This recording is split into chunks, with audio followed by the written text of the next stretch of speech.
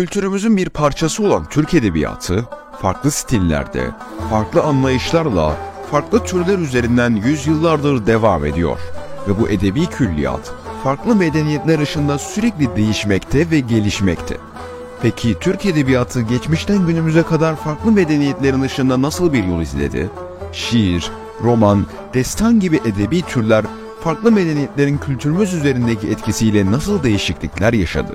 Gelin Türk edebiyatının serüvenine doğru bir yolculuğa çıkalım.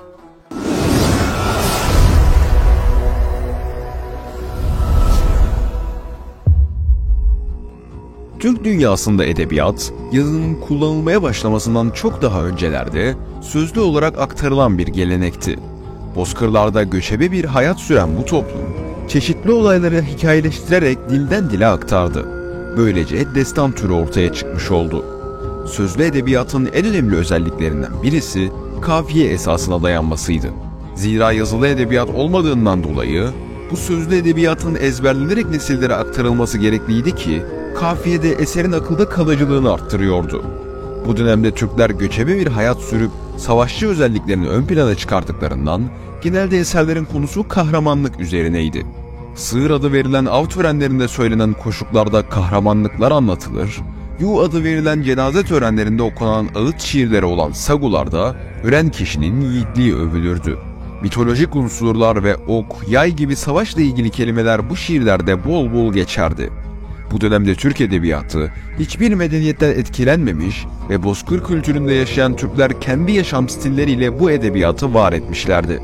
Orhun yazıtları ise bir istisna olarak bu saf kültürün tek yazılı metniydi.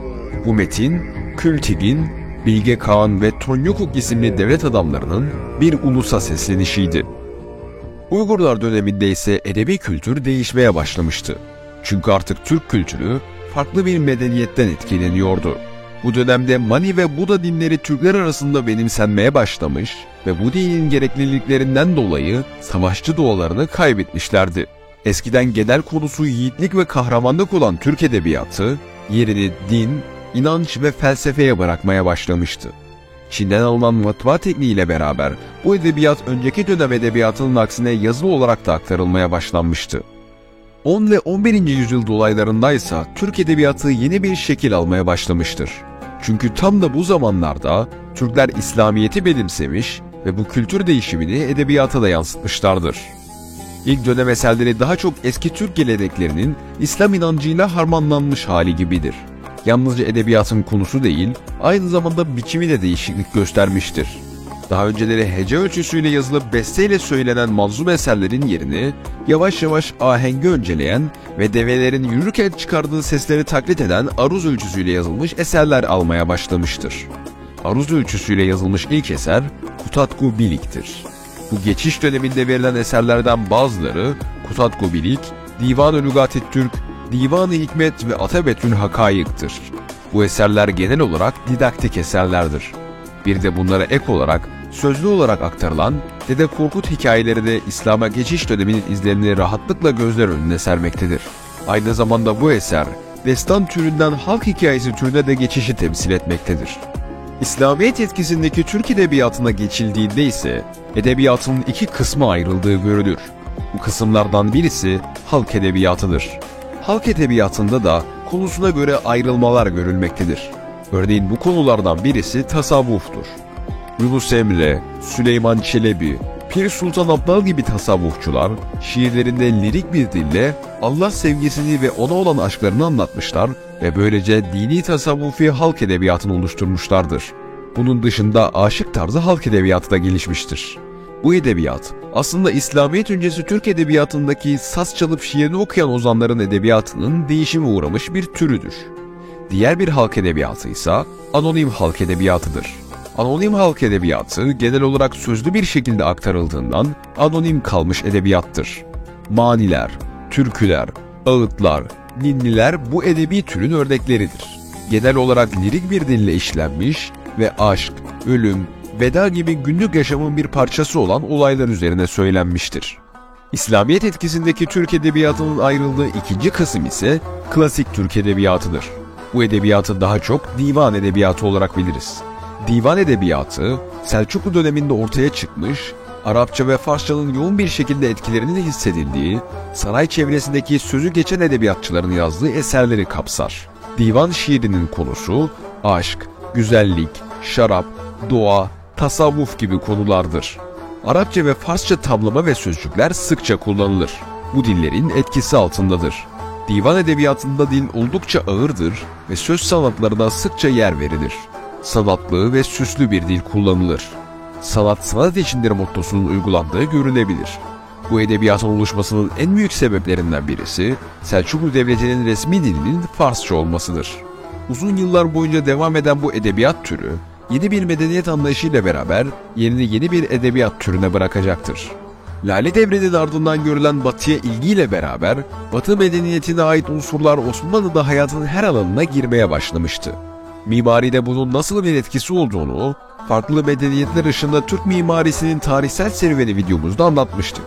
Bu etkinin aynısını edebiyatta da görmek mümkündü.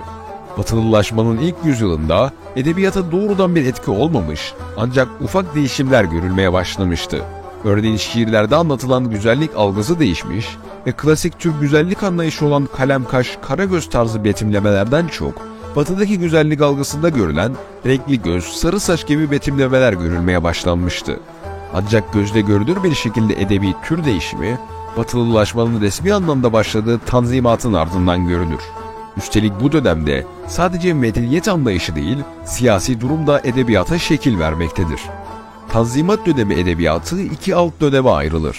İlk dönemde sanat toplum içindir anlayışı gözetilmiş, dilde sadeleşmeye gidilmeye çalışılmış ancak başarılı olunamamış, roman, hikaye, makale gibi mensur eserler ilk defa bu zamanda ortaya çıkmaya başlamıştır. Hak, hukuk, adalet, hürriyet, cariyelik, Doğu-Batı çatışması, yanlış batılılaşma gibi toplumsal temalar işlenmiş ve halk eğitilmeye çalışılmıştı. Ancak Sultan II. Abdülhamid'in sansür ve sürgün politikası sebebiyle bir süre sonra bu amaçtan uzaklaşılmaya başlanmış ve Tanzimat edebiyatı ikinci dönemine girmişti. Divan şiiri nazım şekilleri kullanılmakla birlikte bunlar terk edilmeye başlandı. Batılı nazım şekilleri de kullanıldı. Estetik ve sanat değeri daha yüksek eserler verildi. Şiirin konusu genişletildi ve bireysel konulara dönüldü. Sanat sanat içindir anlayışı ön plana çıkmaya başladı. Daha sonraki dönemler olan Servet-i Fünun ve Fecr-i Ati edebiyatında ise bir medeniyet etkisinden çok iki edebiyat ekolünün sanatsal çatışması vardı. Bu dönemde Batı edebiyatından yeni nazım biçimleri kullanılmaya başlanmıştı. Tanzimat'tan milli edebiyat akımına kadarki devre içinde bütün çaba divan edebiyatının klasik nazım şekillerini bozmak, konularda bütünlük ve nesnel bir görüşe bağlı çeşitlilik meydana getirmek için harcanmıştır. Milli edebiyat döneminde ise edebiyatın konusu yeniden sanat toplum içindir mottosuna dönmüş ve milli duyguları uyandırmayı amaçlamıştı. Zira imparatorluk dört bir yandan düşmanlarla kuşatılmış ve Türk yurduna emperyalist güçlerce göz dikilmişti. Bu dönemde verilen eserlerin çok büyük bir kısmı milliyetçilik ülküsü aşılamaya ve Türk milletini harekete geçirmeye yönelikti. Bu hareket başarıyla sonuçlanmış ve yeni Türk devleti kurulmuştu. Bundan sonra edebiyatın alacağı seyir, medeniyet ışığında değil, siyaset ve küresel sanat anlayışıyla şekil alacak, böylece modern Türk edebiyatı doğacaktı. İşte farklı medeniyetlerin ışığında Türk edebiyatı, tarih boyunca böyle bir serüven yaşamıştır. Böylece bir videomuzun daha sonuna geldik. Videolarımızdan haberdar olmak için abone olmayı ve bizlere destek olmak için videoyu beğenmeyi unutmayın.